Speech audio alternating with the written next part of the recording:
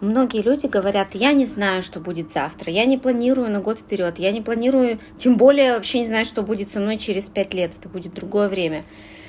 Я планирую вперед, и только поэтому у меня получается закрывать свои какие-то желания. Потому что если я хочу летнюю террасу, я понимаю, что летом мне нужна будет энная сумма денег, я начинаю думать об этом сейчас, откладывать деньги сразу. Только терраса. Я хочу все сделать заранее, чтобы летом я уже на ней могла отдыхать на лежаке, радоваться солнышку и зеленой травке. Еще красивой собаке. У меня же очень красивая собака. Хочу отдыхать и наслаждаться своим уже результатом, а не стройкой.